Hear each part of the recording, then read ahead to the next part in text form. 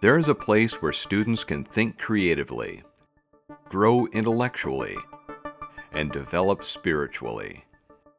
An institution that has been educating young men for over 125 years. St. Thomas Academy. Generations of students have studied on this campus and have gone on to become innovators, entrepreneurs, and leaders in all facets of society. At St. Thomas Academy, we pursue excellence in all that we do. Our graduates have gone on to be leaders in all walks of life.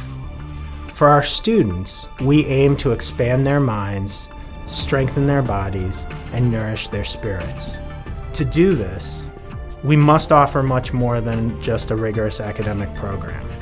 We offer our students opportunities outside of class where they work together to solve challenging problems, test the limits of their knowledge and know-how, and discover the possible in the seemingly impossible. St. Thomas's experimental vehicle team exemplifies these characteristics. 18 years ago, the St. Thomas Academy Experimental Vehicle Team was developed to take students outside the classroom and give them a real-life problem-solving activity, where we wanted young men to see what it was like to design, to build, to ultimately compete with, and then evaluate a small one-person vehicle. One of the things that we're proud of is that we know 1,000 things that don't work. We try to fail as quickly as possible. The famous physicist Richard Feynman once said, "In order to develop ideas efficiently, I fail as quick as I can." Well, we fail quickly. In fact, one of the things that we've learned along the way is that often our first or second, sometimes even our third attempt ends up in the dumpster. But the final product ends up in the vehicle and gets to race in these great competitions. We ask students to build a one-person vehicle, typically powered by gas, electric, solar, or human, or a combination of them. Then, we get to take this car on the road. We get to compete against some of the best future engineers that the world will ever see. Whether that engineer is coming from a high school into a university program, or even better, when we compete against some of the best universities. The real fun happens when we get to the event, when we get to see what other teams roll off of their trailer. And even more fun is when they get to see what we roll off of ours. We expect students to interact with other students, not just the high school students, but also the engineering students from major universities. Our goal, in the end, is that we're going to develop a better student engineer. With a project of this magnitude, communication is key. My primary role is to keep the communication lines open with students and parents. Secondly, I communicate with our sponsors so that they know that their investment is providing a quality engineering experience for our students. This is kind of the calendar up and through spring break. A daunting task by any design build standards, the team began concepting in October and have put themselves up against a very tight production deadline. We have to work this day, that Sunday, so we put 3 layers on. And then that Monday as well. Yeah, 3 layers on the top. But each one of these days, I mean, this is 4 hours right here. Yeah. And it's 4 hours with at least 8 guys. We have a month after this to get the whole frame and everything done. I'm pretty worried right now.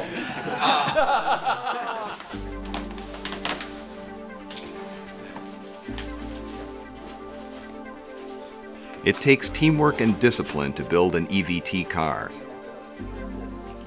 All of these pieces are going to have to get reinforced. I mean, this has to be solid when you're done. You know, so there can't be open areas for when we make the mold. The car begins to take shape, sculpted from blocks of rigid foam. Fillers and sanding finish the look of the car.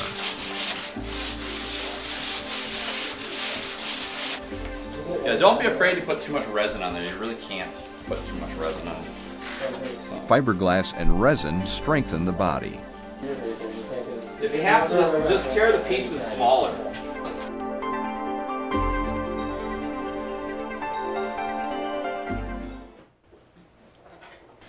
Fuse everything.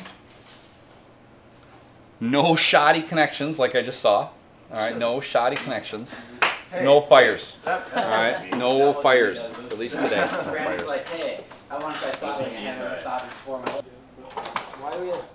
Guys, so today what we're going to be doing is we're going to be working with the electrical system of the car. So think of this as the brain. This will be attached to the battery. Every one of these wires connects to something else. So we're going to have the front end of the car here, represented from that map, the back. So we're going to have the brake lights, turning indicators, as well as the headlights up here with the horn switch so we know where the lights are on. And we're going to have to set these all up. 14 to 15 is air conditioning. Those are just wired together. We got 11 for the light. To his horn. Because we have the brake lights, they're running all the time. Yes. Then they turn, and then they they turn, and then they get brighter. Yep. They step up the voltage when we brake. Yep. Another one? This needs to connect to that. Oh, okay. Wow.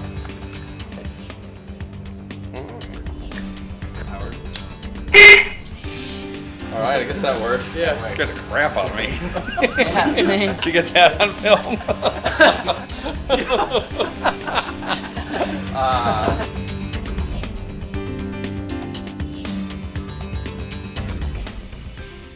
So what we have is a full-size model of the car that we've made out of foam and polyurethane. And from this, we're going to make fiberglass molds, the female molds that we can make the final parts in. What we're going to need to do is split the molds in half. So we've started to make a parting flange along the way that will serve as a way to separate the top of the car from the bottom of the car when we make it out of fiberglass. It'll take about 7 layers of fiberglass before the mold is actually thick enough for us to be able to pull it out and have it maintain its integrity when we lay up carbon parts in it. And those parts are vacuum bagged in there.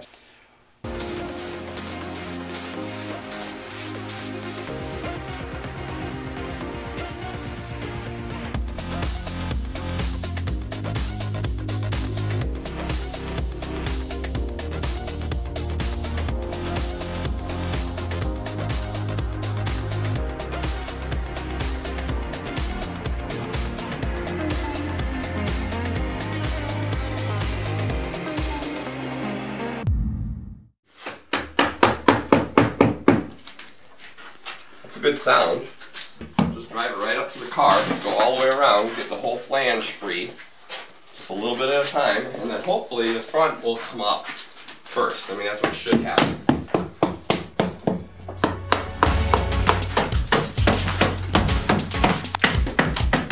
That was good sound.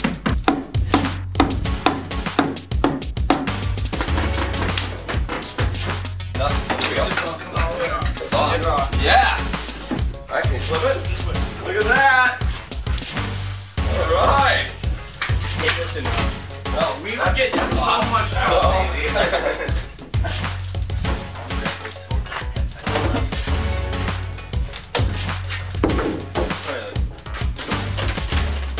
I'll drive some wedges in there. Oh, never mind. Don't even bother. There's part 2. Wow, you guys did a good job whacking that. Hey! Oh, that looks cool. No idea how to do that in a vacuum bag, but nice. The body of the car will take its final shape with multiple layers of carbon fiber.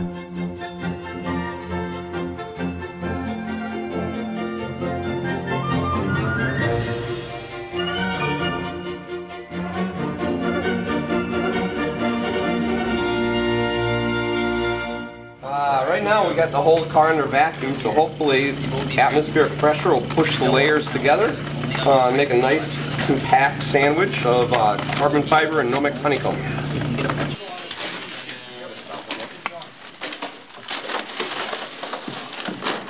A few days later, the student engineers open the mold. That's easy. I'm like underneath it.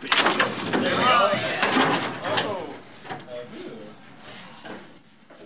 For the very first time, the actual body of their car is revealed.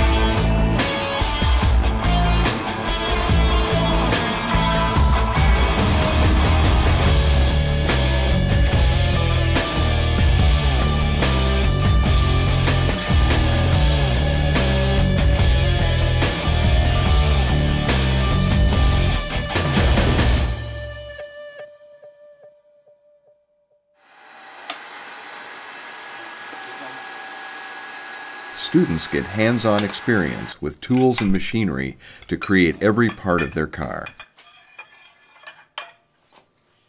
What you got to do is check it, because sometimes the tubing will flatten out.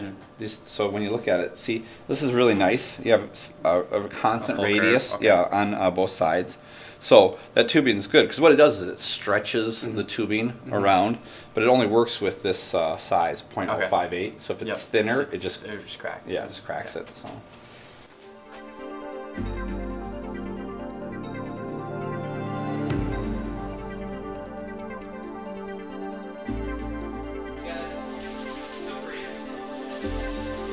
The car receives a final sanding before heading off to paint.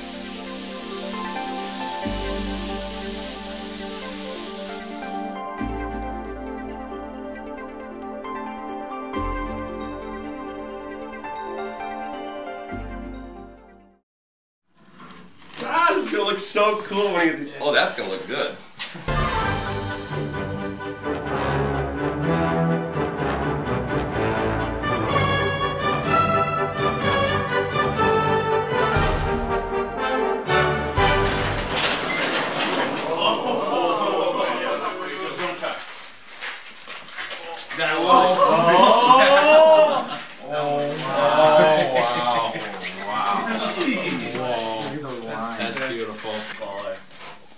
That is cool.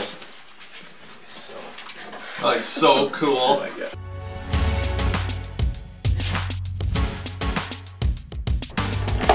The team makes some final adjustments to the frame and then take it out for a test run.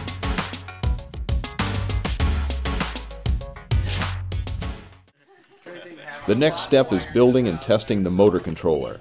Without it, the team doesn't race in Houston. What are the odds of it working? Even the team has their doubts. Yes, yesterday we were talking about the odds. What did you say it was? Carr said 99. 99? No, I said high 90s. High 90s? So, there's a difference. Brandon said 73, I think. 73, that was a nice arbitrary number. okay, we got lights on. Oh, that's good. Off, but this isn't blinking. Yeah, no, that's good. We don't want Only it to the blink. test blinks. That's good. That means that the current thing's hooked up. That's off? That's off. Hold on, is it off? Yep, that's off. Nothing should happen. Right? Nothing should happen. Ready? Yep. Go. Ready? Get a little juice.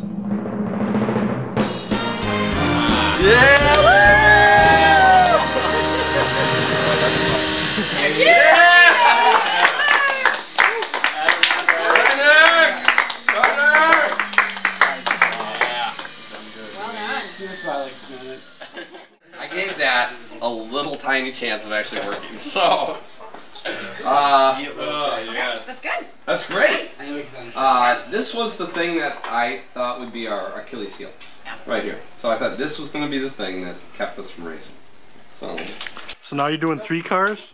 You wash your mouth out. So you cameramen, you guys with your snarky attitudes. So. And now it's off to Texas.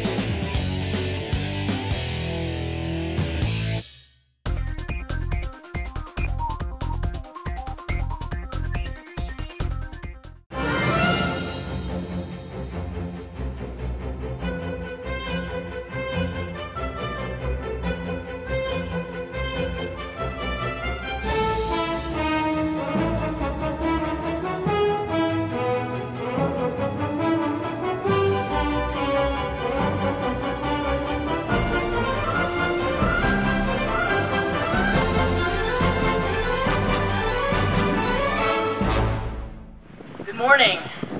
Buenos dias. Buen dia. Happy to have everyone here today. This is my 5th year as mayor and my 5th year to be able to welcome this event to the city of Houston. So with no further ado, if Mayor Parker, you'll join me in officially commencing the 2014 Shell Marathon Americas. All right.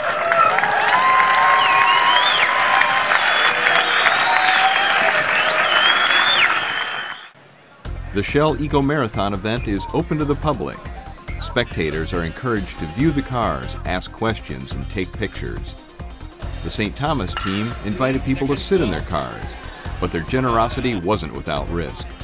While most of the people taking advantage of this rare opportunity were children, there were a few adults that, shall we say, exceeded the weight limitations of the vehicle. The team was faced with their first obstacle. One of the problems with Bandit here is that underneath this pipe, it all cracked up under the pressure. So what we're doing now, we're just going to make a quick fix, get another pipe, weld it on. Windshield wipers don't work. Motors aren't powerful enough to hold the wiper blade up. So we'll run to Radio Shack tonight. Tonight? Maybe not tonight. Tomorrow. Both cars have that problem? Both cars have that problem. Yeah. We don't know what we're going to do. So. What has this process taught you?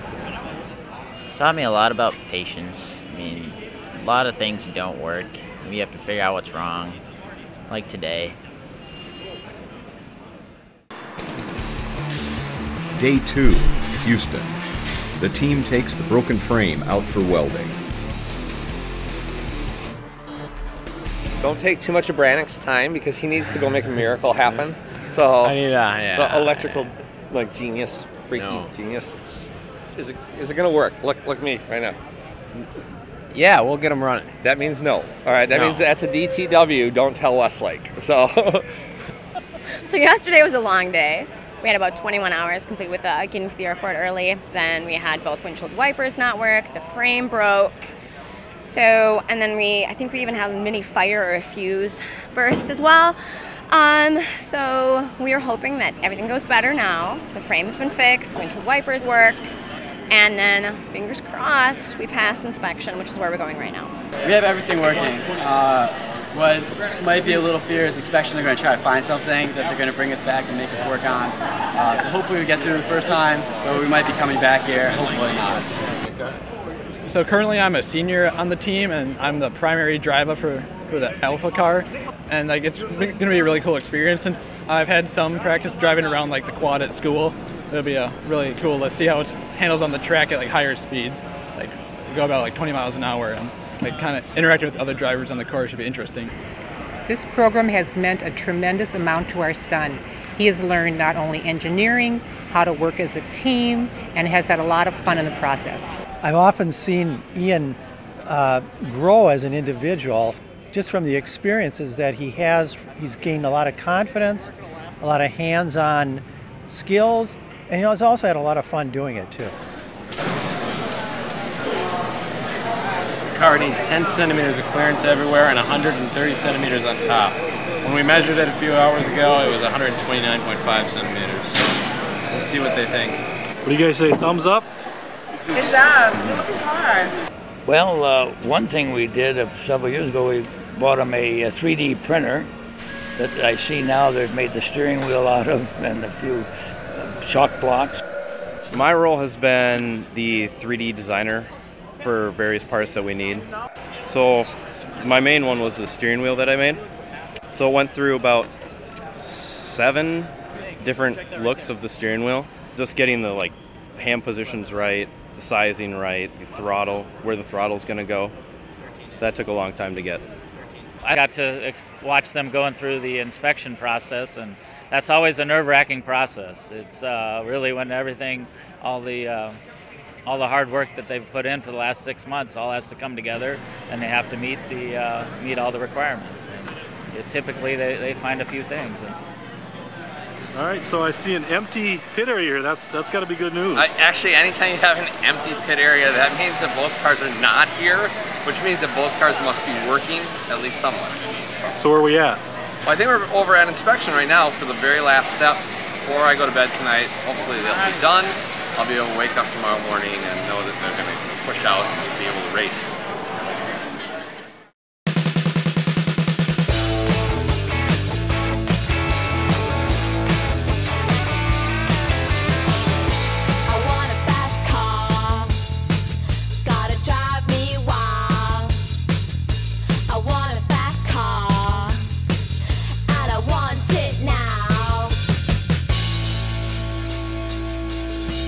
Faster, baby. Yeah, faster, baby.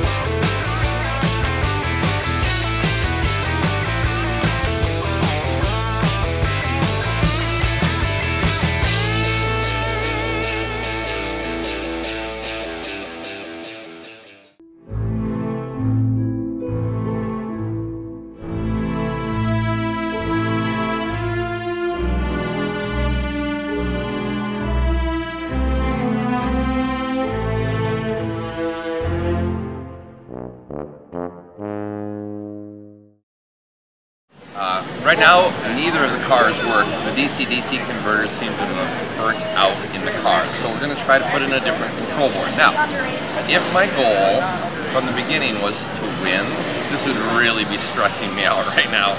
But that's not our goal. Our goal is for students to have a great engineering experience, and they're getting that right now. So in kind of a weird way, by things breaking, I'm winning. The only part that we bought on this thing is broken. Professionally made, broken. Everything else, thousands of dollars that we made, working good. $12 breaks it all. Mr. Westlick just says, go do it, boys. You solve your problems. This is your deal. And they come out of it with an incredible sense of accomplishment. My role in the development of the car has been more or less creating the body and the frame, so more of the mechanical side of the thing, so kind of overseeing that and making sure that that gets done, and meeting the deadlines and making sure the sophomores know what to do and teaching them, so in the future that they can continue it and build the cars. When they join the team as end of your freshman year, sophomore year, they really do. They're basically learning. So they don't take much of a leadership role. They're learning from and watching the leaders above them. But as they immediately mature into a junior and then a senior, they realize that the responsibility is on them, and they immediately own up to the need to be a leader. And that it's really neat to see that in the boys. The seniors have been great on the team. They've taught me everything from how to apply Bondo on the car, or even how to make coffee. I mean, it's just they just do everything they can to make sure the team's ready for next year and that we're as experienced as we can be. This whole process has taught me all the hard work that goes into everything, all the technology in our society. I would have never guessed that the body takes 6 months to complete. Well, I've never really worked with metal before this process, and I think I've really learned a lot. Learned a little bit about welding, learned a little bit about cutting metal, the safety. If someone wanted to get into this program, I would have to tell them that it's a big time commitment, but it's worth it in the end. It's a great experience. This process has taught me a lot about teamwork, efficiency, a lot about how to get along with people, a lot about how to really incorporate new ideas that we get from other teams into our own car, and every year we learn more and more. I've been sort of a utility player. If I'm needed in electrical, I'll solder. If I'm needed in body work, I'll make cuts in the carbon. I installed the windshield, just any random tasks that someone might need help with, or put in charge of really anything. And we understand that you were in charge of the hair design. Oh, yes, yes. That's an essential role for the team. I think it really matters to just keep all hair consistently straight up in the air and crazy. When I leave the EVT program, I'm definitely going to miss it. It was a fun thing, but I'm for sure going to do something like this in college, and I'm planning on going to the University of Minnesota Duluth and majoring in chemical engineering and possibly double major with biomedical sciences. Just try and get a pre-med and see what I do from there.